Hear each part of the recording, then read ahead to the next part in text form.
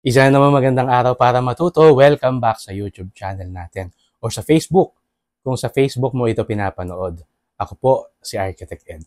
Maganda ba yung design ng bubong kapag walang gutter? O kung walang gutter, syempre kasunod niyan, walang downspout. Pag-usapan natin yan.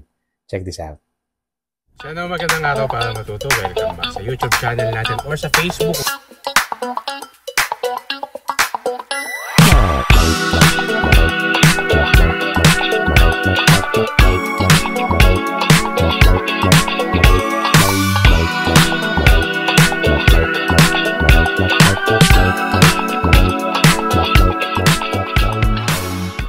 Kapag walang gutter yung bubong mo at wala rin siyang downspout, iisa lang ang ibig sabihin yan.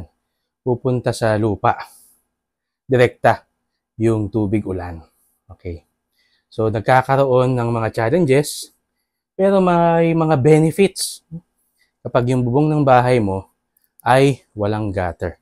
Personally, ako ay gusto ko yung walang downspout or walang gutter. So, dito sa bahay ko, kailangan natin uli yung ating whiteboard.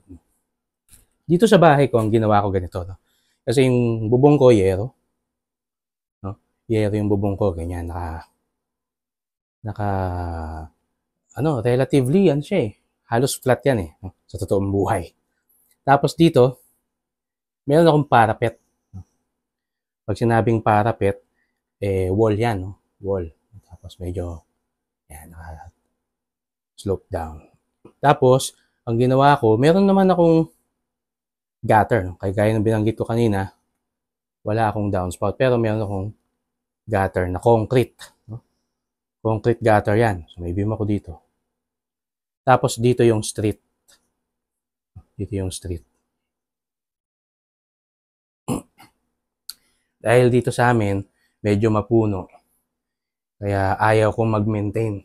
Ayaw ko mag-maintain ng gutter at ng downspout. No? Kasi yung problema sa downspout, kapag dito sa, halimbawa, ito yung no? Ito yung bubong mo, ito yung gutter mo, iwan, ganyan, di ba? Ito yung downspout mo. Tapos meron kang, dyan, no? May grill ka dyan or screen. No? Kapag ito ay napuno ng mga dahon, ang mangyayari sa tubig, aapaw yan, tapos tutulo na sa loob. Ayaw ko mangyari yan. No? Kasi nga, maraming puno dito sa aming lugar. No? So, nag-decide ako na wala ako dapat downspout. So, anong ginawa ko? No? So, dyan ang tubig. Ang ginawa ko, meron akong scupper. Ano yung scupper? Butas. In short, butas. No? Tapos, meron siyang concrete na ganyan. Meron siyang nakausling concrete. Tapos meron akong drip mold para yung tubig hindi gumapang dun sa pader ko. So kapag ito ay nagkatubig, diretso siya dun sa street. Yan. Wala akong downspout. Diretso sa kalsada yung tubig. No? So pwede yan. No? Walang problema dyan. No? Pero ang issue ay yung babagsakan ng tubig. Yun yung problema ron eh.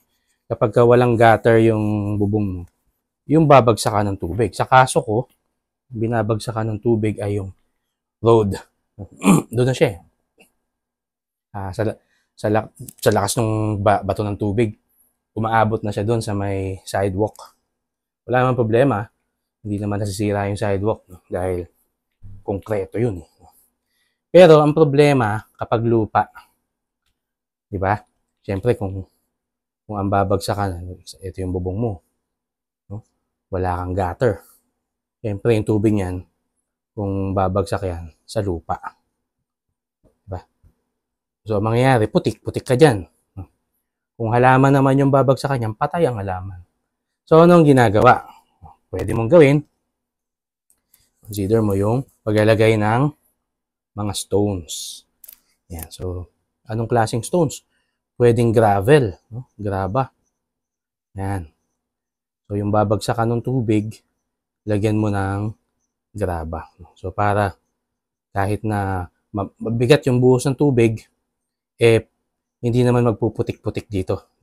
Kasi, mafi-filter na nung graba or kung di man mafi-filter, kaya niya kasing saluhin eh. Kaya niyang labanan yung lakas ng impact ng tubig. Whereas kung yan ay tubig, yan ay lupa, putik-putik nga yan. No? Tapos tatalsik-talsik yung kalat dun sa wall mo. So yan yung isa. Isa pang challenge. No? Kapag masyadong malapit ka dun sa kapitbahay mo, magagalit yun. Bakit? For example, ito yung property line mo. Ito ka. Ito yung kapitbahay mo. Nag-setback kayo. Meron kayong setback na tig 2 meters, which is tama naman. Tapos, yung bubong mo, 1 meter. Yung eaves ng bubong niya, 1 meter din. Tapos, di matitira dito, 1 meter. 1 meter din. Masyado nang malapit yan. Kapag yung tubig mo ay walang gutter yung bubong mo, ayun, doon pupunta sa kanya. Magagalit siya dyan. Bad. Hindi maganda yan. No? So, pwede mong gawin, yung ginawa ko dito sa bahay ko, meron akong parapet para hindi doon diretso yung tubig. Paano yun? Ano yun? Excuse me, medyo masama yung ating lalamunan. Okay. So, paano yun? Example, balik tayo. No? Roof. Ito yung eaves mo. Eaves. Ito yung tapon ng tubig. Para hindi pumunta dun sa kapitbahay, meron kang parapet or taasan mo yung pader mo. Para yung kapitbahay mo, hindi pupunta sa kanya yung tubig. Pero, hindi naman ganyan palagi yung kaso, no? May ilang kaso, hindi allowed yung ganyang kataas na wall. So, mas maganda, parapet. Parapet na lang, kagaya ng ginagawa ko sa bahay. Okay, next, ano pang isang problema kapag walang gutter yung bahay mo? Yung profile, alam mo yung, pag sinabi yung profile ng yero mo, kung yero yan, no? Dapat pipili ka ng profile na mas maliliit yung ridge o yung dadaluyan ng tubig. So, ano yung ideal? Yung ideal, yung corrugated, yan. Kasi distributed yung ulan. No? So, dito sa mga maliliit na ridge na yan, dyan bubuhos yung ulan. No? Parang sa mga lumang bahay natin, di ba? Pero kung ganito, yung rib type, ganyan, no? Yung ganyan, di ba? Dito, malakas yan. Malakas yung tapon ng tubig dyan, tapos meron kang maliit. So, pag ganyan yung profile ng bubong mo, maganda, mag-gutter ka. Kasi, wild yung tubig. Ano pa yung magandang profile? Yung magandang profile, yung tisa. Yung tegula. Yung tegula, ganyan yan eh. Ganyan. Di ba yung mga sinaunang roofing natin? Yan. Kaya maganda yung ganito. Maganda yung ganyan. Kasi, ang liliit na ng yung pinaka-kanal niya, ang liliit na eh. Tapos, hindi pa yan tapat-tapat. So, yung tubig, lalaro-laro muna siya doon sa surface ng bubong bago siya bumagsak. So, ang mangyayari, may movement na pa ganon, tapos may movement na pa ganyan. Kapag bumagsak yung tubig, na siya, medyo maninipis na siya. Kahit malakas yung ulan.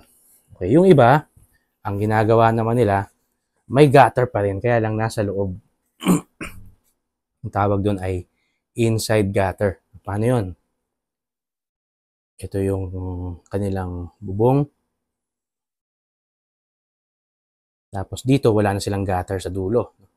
Let's say, ito yung kanyang eaves. Pag sinabing eaves, ito yung kisame sa labas. Alam niyo yun, yung kisame sa labas ng bubong niyo. Okay. Ito yung wall. Yung wall ng bahay. Yung kanyang yero. Tapos dito, meron na siyang gutter. Yan. May gutter siya dyan. Tapos, downspout. O ganyan ang ginagawa nila para dito yung tapon ng tubig, punta sa downspout, konti na lang yung pupunta dito. Yan. Tapos, yun nga, meron siyang bato-bato doon. So, ba't nila ginagawa yan? Para hindi, hindi kita yung profile ng gutter. Ayaw nila makita yung gutter doon sa labas. Ang gusto na makita yung manipis na line lang. Yan, yung line ng metal o ng kanilang roofing. Pwede yan. No? Kaya lang, ang problema rin yan, same pa rin. Pag nagbara tong gutter mo, pag nagbara yan, aapaw yan, papasok sa bahay. So, ganun pa rin. No? Okay. Meron pang isang opportunity kapag walang gutter yung bahay mo at wala siyang downspout. Ang isang opportunity less maintenance or nearly zero maintenance. Kagaya ng binanggit natin kanina, wala kang aalisin na dahon, wala kang aakitin sa bubong mo para walisan yung gutter mo kasi wala kang gutter. No? So zero maintenance yung when it comes to yung clogging. No? At ang titignan mo na lang diyan yung mga tulo. Pero kapag tungkol sa yung heavy downpour ng ulan, relax ka lang kasi alam mo, tuloy-tuloy lang yung tubig palabas galing sa bubong mo. No? At isa pa, ito, na-imagine ko to no? Pwede mong kolektahin yung tubig ulan. No? Lahat. No? I mean, as in lahat ng tubig ulan na dumadaan sa bubong mo. Kasi kapag may gutter ka, kung ano lang yung nakakonect doon sa gutter na yon, tapos doon sa downspout, yun lang yung makokolekta mong ulan. Pero ito yung naiisip ko. No? Example, ito yung aking bubong. Kung ganito ang design ko, ako mahilig ako sa atrium eh. Kasi ang ganda kasi ng distribution ng hangin. So, kung meron akong atrium, so itong space na to, tawagin natin siyang atrium. Ito yung opening na nasa gitna ng property mo. Kung gusto nyong makakita ng ganitong project, pupuntahan nyo yung video ko na Atrium House sa Los Baños. Hanapin nyo dyan sa YouTube at sa Facebook. Atrium House by Architect Ed. So, ang ginawa namin doon, yung gitna, ginawa namin siyang garden. Atrium nga, no? So, meron kami ditong fountain. Ang tawag yun, yung water feature. Yan, yung kami yan. Pero ito, hindi ko to ginawa doon. Pero sa future projects, kung meron akong pagkakataon, gagawin ko to. So, ano yan? So, wala akong gutter, wala akong downspout. Ang tubig ko, pupunta lang dito. Okay? Pupunta dyan sa atrium. Ngayon, gusto kong gawin na ma-harvest yung rainwater. So, ang gagawin ko, maglalagay ako dito ng rain collection tank. Underground. Reinforced concrete. Yan. Para ma-harvest ko yung tubig ulan. Tapos dito maglalagay ako ng stones. Dito meron akong trench grill. Meron akong grill dyan. Lalagyan ko rin ng screen para hindi lamukin. No? Tapos yung tubig, makokolekta ko siya. And then, magsiset up tayo dyan ng motor. Yan. May motor tayo dyan. Submersible pump. Para madala ko tong tubig na to sa aking hiwalay na water distribution system. Para magamit ko yung tubig ulan. Yan. Ngayon, kapag umapaw yan, syempre, meron tayong outlet palabas sa storm drainage ng street. So, pwede akong maka-harvest ng ilang cubic meter ng tubig ulan na magagamit ko sa paglilinis, na magagamit ko sa pagdidilig ng mga halaman kapag walang ulan, meron akong deposito ng rainwater. At pwede ko rin gamitin yan para pang flush ng mga toilets. O, di ba? So, imagine ilang cubic meter yan.